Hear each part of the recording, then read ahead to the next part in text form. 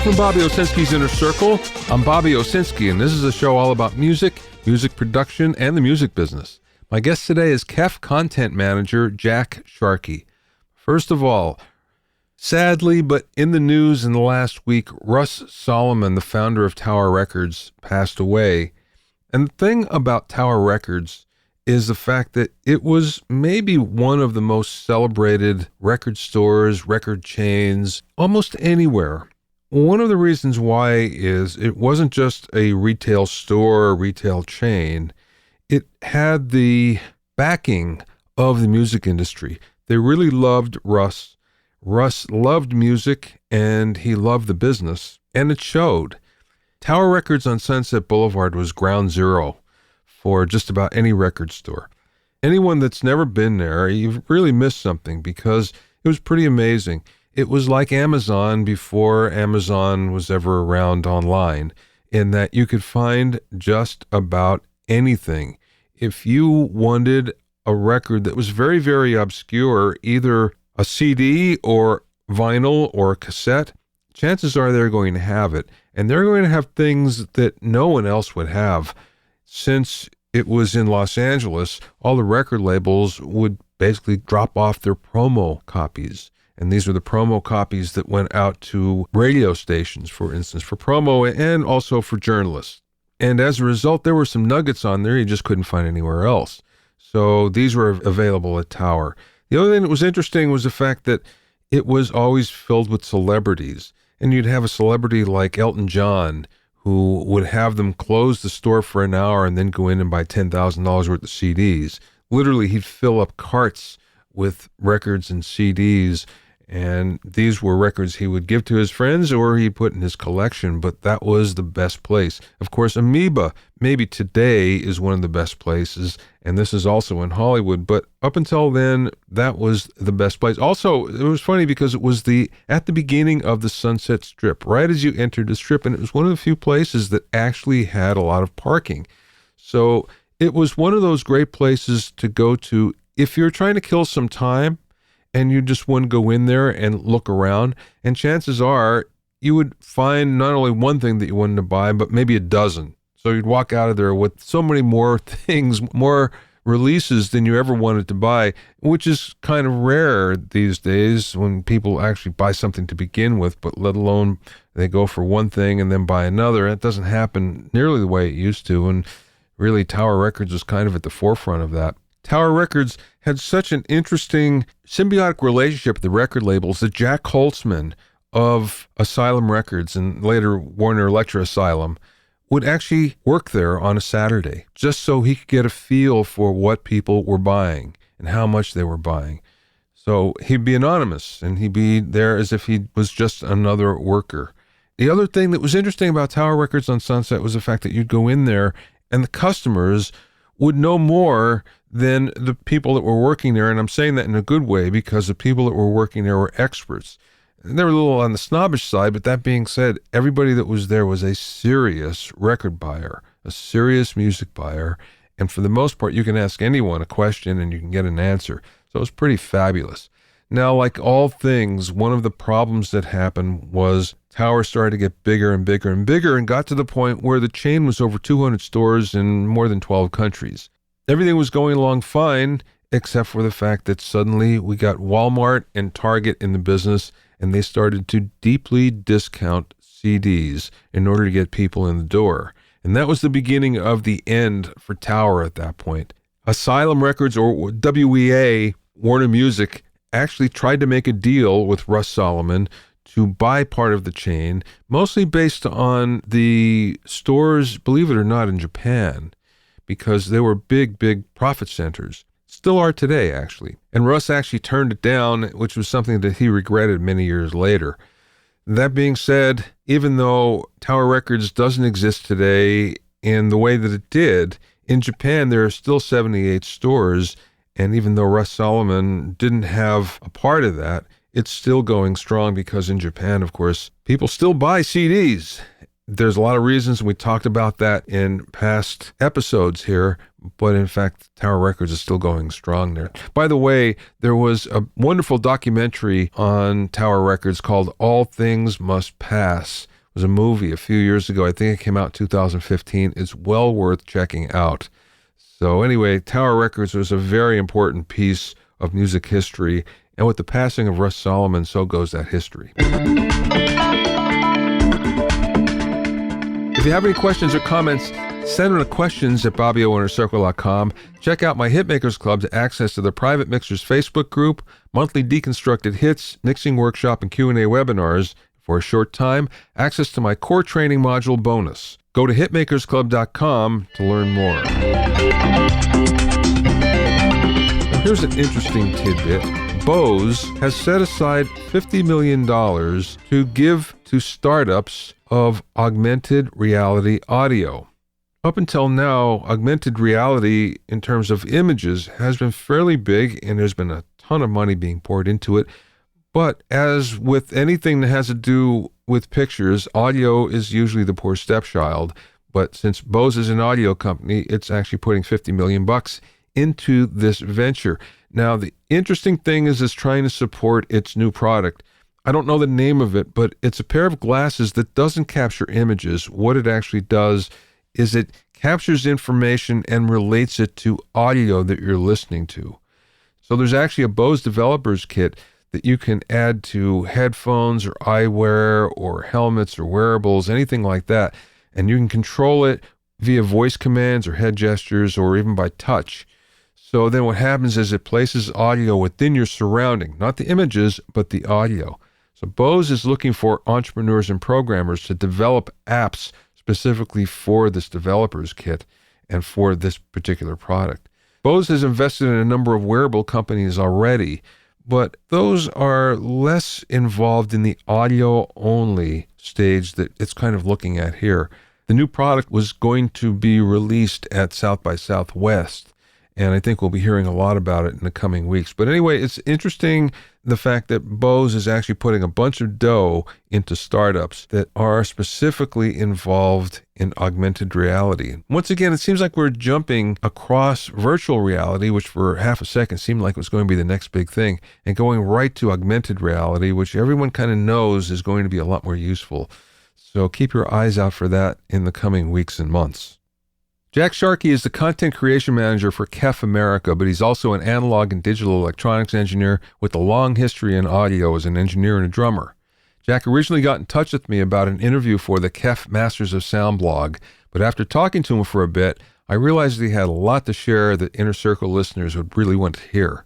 We spoke about the state of audio today, as well as some interesting KEF products and the future of loudspeakers via Skype from his office in Nashville. Jack, let's go back to the beginning. Give me your background. Okay, so my name is Jack Sharkey, and I work with KEF, which is a 56-year-old, 57-year-old speaker manufacturer out of the UK. And my background is in audio engineering, and right now I work in the marketing department doing communications and training. And I also work with product development and management on their digital music series, which would be like the LS50W, which is the wireless LS50, and so on. And I've been with KEF for about 10 years, and I've been in the audio business for about 35 years. Well, let's go back before the audio business. How did you get there? Well, I was as a 14-year-old, I had this great little GE plastic stereo with 2 box speakers, typical 70s, olive green, the whole bit, ceramic cartridge. And in our garage, we had a broken down television. So I pulled the speakers out first, and I had an entire string of speakers in my room. Forget impedance, forget any of that stuff. I was just hooking speakers up. And then I started learning how to do things. And then I actually started ripping apart televisions and taking the audio amps out. And so it became my thing. I came to music naturally. My family was all musicians, and so I grew up in a household with a touring jazz musician and all. But it was the technology. By the time I reached my teen years, it was the technology that kind of sucked me in, and then it just became this giant beast that I've been feeding ever since. Okay, so you're a musician first, then? Yeah, I'm a musician first. So I'm a drummer, but my career has that's been my advocation because my career arc has really been in the technology field.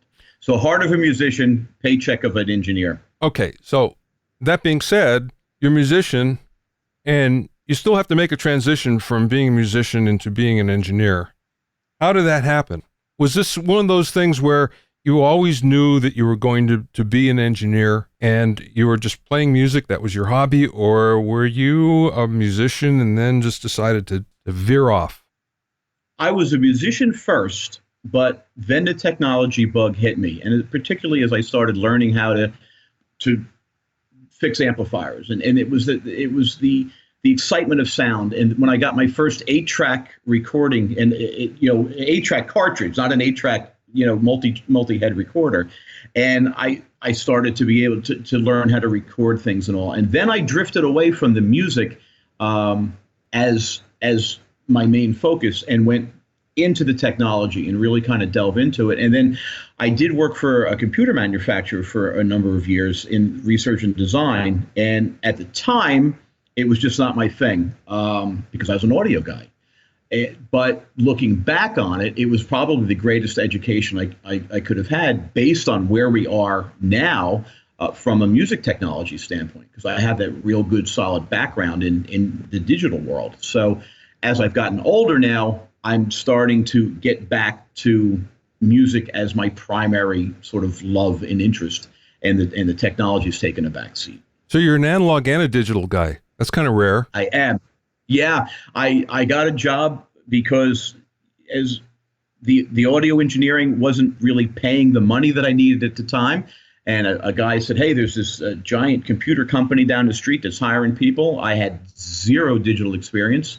And the guy that was interviewing me drew a transistor and said, can you tell me how that works? And of course, I'm an audio guy. I can tell you how that works. Yeah. And he basically hired me on that because he figured, well, if you know that, we can get you in. And I spent the first 2 or 3 years there with really serious computer science and engineers just scrambling because I knew nothing.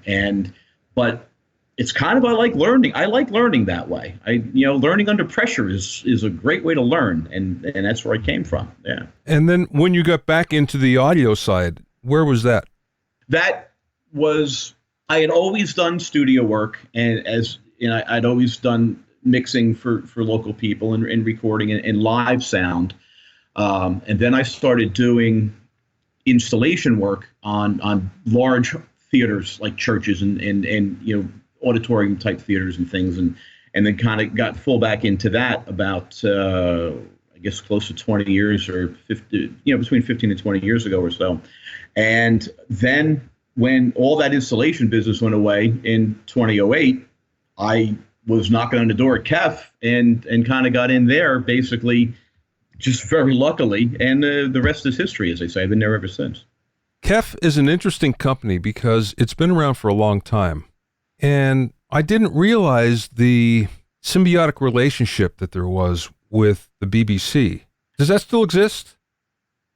Not as much as, certainly not to the extent that it did in the late 60s and early 70s. But the LS 35A studio monitor was built by other companies, but we held the license for that and we developed the drivers for that. And so that very close relationship that we had with the BBC, plus also at a time when the technology did not allow for easy remotes, KEF was very involved in remote broadcasting. And, it's important for everybody to understand that the level of quality of the BBC as a broadcaster was second to none. And in many ways, it still is. But even back as far as, I guess, the early 80s, the date escapes me right now, we did a remote with a symphony in Northern England, and there was a church with a giant organ down the road. And we actually did the microwave broadcast, from the church and played simulcast with the symphony at the same time. And 35 years ago or so, that was just an outstanding technological feat. And then we've been in the active monitor for studios. We've been in that game for quite a while, and in fact, even in Nashville, most every sort of hit song that you heard in the mid 1990s was mixed on our C55 speakers, which were just they were just regular off the shelf speakers, and a lot of engineers fell in love with them, and so our background is kind of all over the map that way. We've been around in everybody's business for quite a while. See, when I think of KEF, I think of consumer audio. I don't think of pro so much. Right, and that is absolutely correct. We in England, in the UK, we had this symbiotic relationship with the BBC, but there was always a means to an end. And we started as a consumer brand.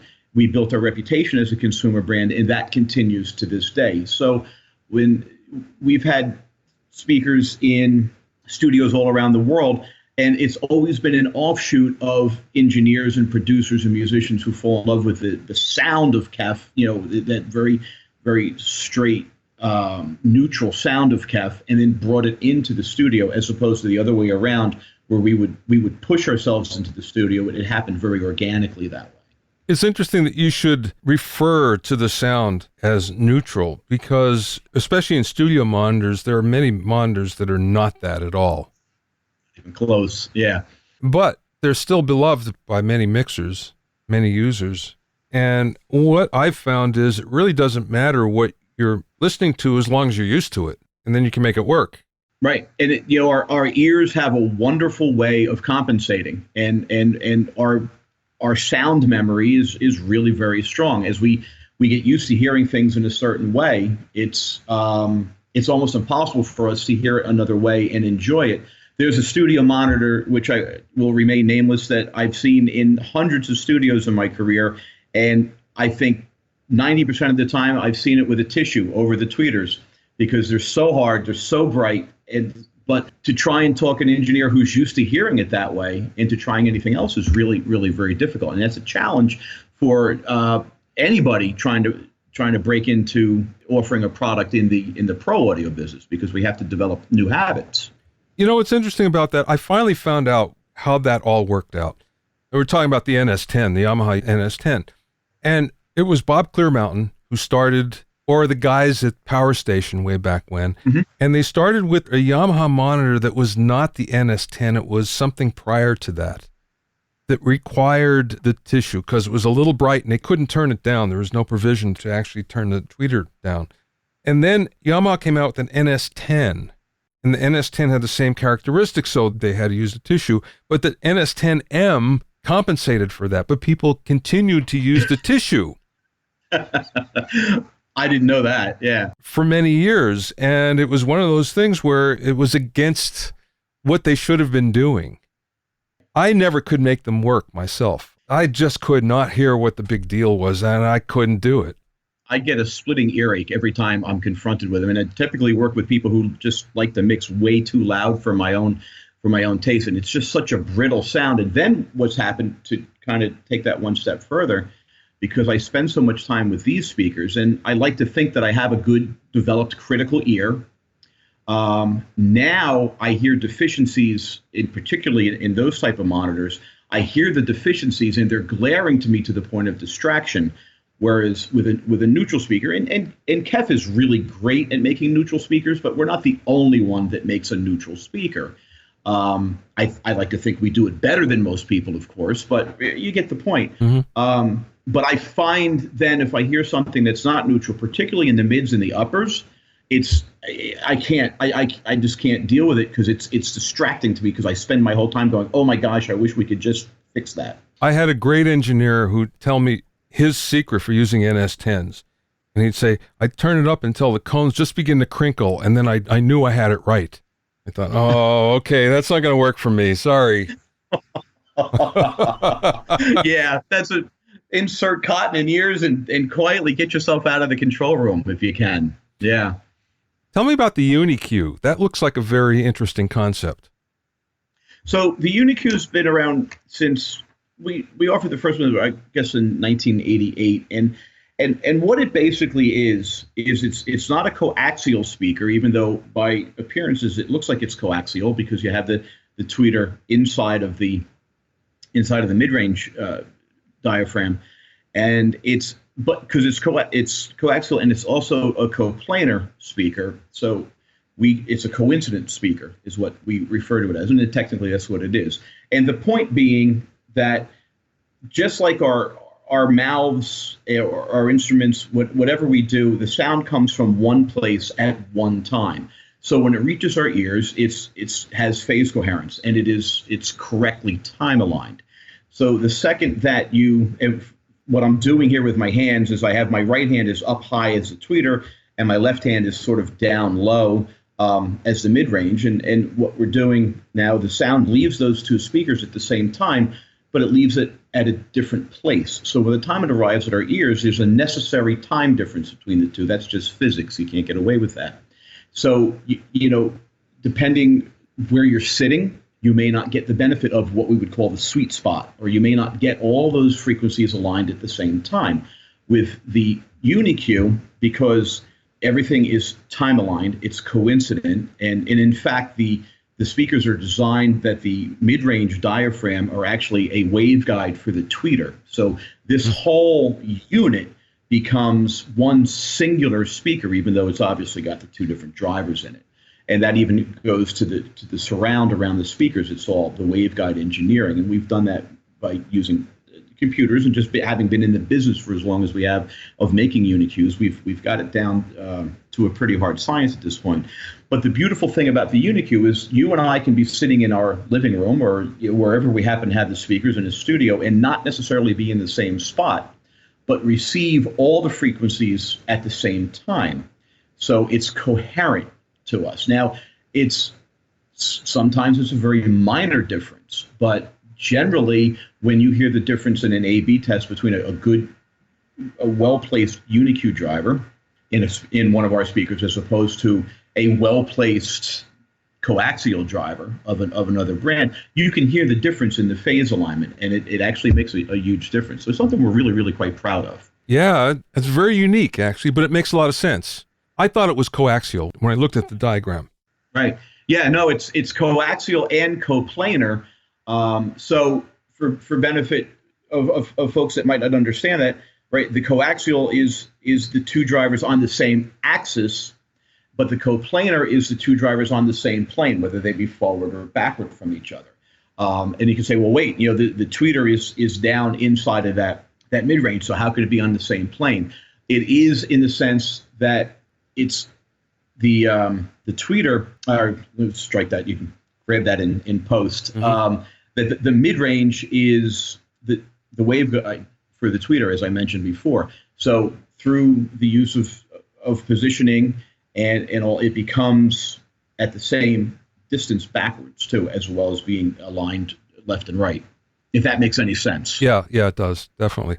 It seems like KEF is going down market a little bit. I always think of KEF as high end, and it is. This company has definitely gone to that segment of the market, but now I see there's a lot of computer type speakers that are available. Is this driven by the fact that you're trying to get a younger generation into the KEF family, or just actually capture them with better sounding quality audio? Or I guess both, really, right? It really is both. And the realities of the marketplace and the realities of the music industry and the entertainment industry are changed drastically from what they were even 15 or 20 years ago, even 15 years ago, for that matter, where convenience has become really the ultimate importance to most people. When the CD first came out, we were amazed at the convenience of a CD. Oh my goodness, we could take it with us. We could throw it across the room. It would work. It was fine, And now all of a sudden we look at the CD in today's market as this archaic, inconvenient device that we have to be saddled down to when we can just download from HD tracks or from you listen to it on Spotify and streaming. So the realities of the business have changed, and in order to be able to do what we do on the high end, it's really incumbent upon us to know what the market is demanding, especially for people who are just getting into the audio game. So the way I look at the computer speakers and like the Egg and our Muo Bluetooth speaker and all of this is we're able to offer a really high quality listening experience to folks who are just entering that journey. I look at being a music fan as a journey. When I got out of college, I started with whatever I could afford, and then over the years I built up. And it's that same principle that applies today. It's just with different technology. Now, one of the problems there is the fact that you could provide a better product, but it has to be within reach monetarily. And that's a big problem. And when you look at HomePod, for instance, at $349, you think, okay, that's just on the edge for a lot of people, especially for some. It's only one speaker. It's stereo-ish, but it's only one speaker. So that for a manufacturer, that's tough because you're straddling the line of quality versus reachability, so to speak. Sure. And, I think that applies to whatever we would be manufacturing. And I think the challenge is maybe a little bit more deep when it comes to the speaker industry or the audio industry, especially today, because people are conditioned starting about 10 or 15 years ago that an MP3 through a pair of earbuds was a sufficient musical experience. And I think a lot of people lost the appreciation for what air does when it's confronted with music. There's a whole different world that happens when air is affected by music. So a lot of the challenge for us and for those of us in this industry is to preach the gospel, if you will, of high-end music or even medium quality music for people to understand that you can start with earbuds, or you can start with a small mono computer speaker or home, assistant device, and then there's a whole nother world out there to move up to. So I don't view it a whole lot different than it ever was. It's all steps in the ladder. And, obviously we want to let people who are just entering that journey know, hey, look, we've got something that can be life-changing in a lot of ways and certainly enhance your life. And then as you grow in your experiences, we're going to be right along there with you. Okay, that being said, who is the average KEF customer? Generally, it is skewing, actually exciting that it's skewing a little bit younger, but it's obviously typically a male, and it's typically 35 to 55, and that's been the traditional market. But what we're seeing over the last year or so, because of the products that we're putting out, and I think just because of heightened awareness, that we're skewing a lot younger now too. So what we're seeing is it's folks who are getting in their career, they're at the point in their career now where they have some disposable cash that they want to use for their entertainment, for their systems and stuff, just like it's always kind of been, and are willing to spend a little bit extra money to get that extra experience from things. So, looking out over the last probably 30 or 40 years, it hasn't changed that much at all. I think there was a period of time where us and other manufacturers, it skewed much older, and now it's the pendulum swinging back and it's skewing a little bit towards what you would expect at mid-20s, early 30s kind of a time. Okay, here's more of a global question. What is the state of high-end audio today? I think it's actually an awesome time for high-end audio. I think we have a couple of obstacles that we have to kind of get ourselves over. One being the convenience factor, because we've given up high quality audio over the past decade and a half, since sort of the advent of Napster and the MP3 and whatever, and we've given up a certain level of quality for convenience. But now, as storage devices are getting bigger in capacity and less expensive, we can now carry around or store higher resolution files.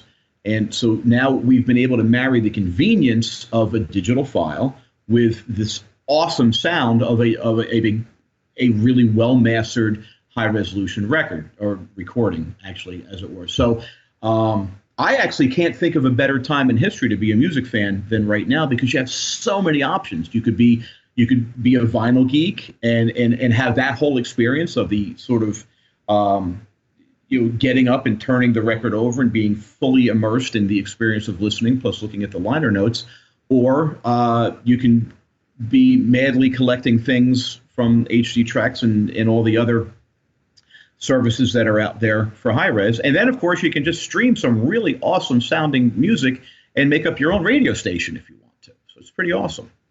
Okay, so let's just look at the technology of audio right now. Where do you see that going? Is there a breakthrough that's happening now, or do you see a breakthrough in the future that's going to take us to someplace else in terms of quality?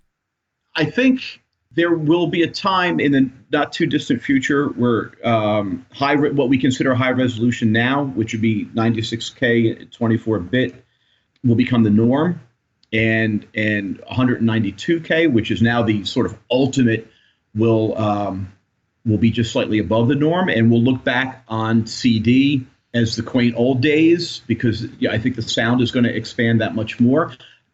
The problem that you have there is with older recordings, particularly stuff that was originally mastered for CD from the early 80s up until maybe 5 or 6 years ago. They're not high resolution masters, so we're really going to be looking at newer music is going to really expand that. Jazz and classical, as usual, are sort of on the vanguard of that kind of stuff, is what I'm seeing. So as storage devices increase and home router technology increases, I think we're going to see what now is the leading edge of things become the norm. Wireless is an issue for a lot of people because we don't have good routers in our houses. We have sort of the cruddy cable company router, and we're demanding that they do a lot more things than they were really designed to do. And I think that turns off a lot of people to the wireless experience, but the technology is going to catch up to that pretty quickly. Well, speaking of technology, let's look at speaker technology, because really, when it's all said and done, that hasn't changed in over 100 years. It's evolved, but it hasn't changed. Is there something new on the horizon that you've heard about or seen? No, actually, there isn't. It's really in how we're getting the source to the speaker, but the pistons themselves, the engines themselves that make up the speaker, hasn't really changed. And I guess electrostatic speakers were a thing for a bit, but that it just didn't ever reach the consumer end. And I will say that with being able to do computer simulations on the way the baffles respond and the way the ports respond, that we can have this simple piston arrangement that we've had for 100 years on a driver, but do so much more with it with the enclosure that it's in, that's where the concentration is. And then you add in the beautiful thing of having a DSP to really fine-tune things. The speakers are going to stay the same for a while. We're going to play with all these other things. The LS50W, we have because we have the UniQ driver, which is coincident, and so it's time aligned. But with the DSP, with any kind of equalization or crossover, there's always a little bit of phase incoherence that gets introduced, particularly with a passive crossover, because it takes time for the signal to move through a resistor or a capacitor or whatnot. But now using DSP in the LS50W, we've done this. You can actually have it be zero phase difference between the two, so it's exactly perfectly time aligned. So between the UniQ and this ability to use the DSP to do our crossovers where we don't introduce that time lag, you're really looking as close to perfection as the theoretical will allow you to do, certainly as the state of the art will do. What's interesting about that is DSP was kind of a dirty word not that long ago. If you had DSP around a speaker, it was a negative. It was not something that was considered a positive. But that being said, it was the same thing in the early days of digital recording, where if we look at what we have now, it's so much better than it ever was. And now it's accepted by just about everybody. But DSP is the same way when it comes to speaker technology, where that's just part of it now. And I think if you can't expect to buy a speaker without it now, is that true? Well, any kind of active speaker system, yeah, absolutely. That's the way it's going to be. Now, see, there's difference in philosophy there, too, because you can have a DSP that manipulates the sound to make something that is not very good sound, or at least appear to sound better than it is. The old loudness curve back from the late 70s, where, right, is that kind of a thing. Or you can have a DSP with the philosophy of, hey, we've got these speakers that are designed and built to be as close to the original as possible. But now what we're going to do is take the DSP and we're going to work with your room. So with the LS50W, for example, we have settings for whether it's on a stand or on a desk or how close it is to the wall. And because they're rear ported speakers, that rear wall can make a huge difference in the bass response. Yeah. So what we use our DSP to do is say, hey, look, how close are you to the wall? let's adjust, or let's. I just hang on just one second. I lost my train of thought. More for post for you. So what we do with our DSP is we say, look, how close are you to the wall? And let's adjust for what the wall is going to do on those reflections, so we can cut the bass down a little bit, and all working in a very specific frequency range. So what we're not doing is we're not necessarily toying with the source. We're tuning your room to get closer to what we're able to do with the speaker. And to me, that's the beauty of a DSP right there. Yeah, absolutely. Last question, Jack. What's the best piece of business advice, music business advice, or just business advice that you've either learned along the way or maybe somebody imparted to you? I learned it along the way after somebody imparted it to me, because I didn't listen to them when they told me at first, and I had to go, oh, wait a minute, that's what he meant.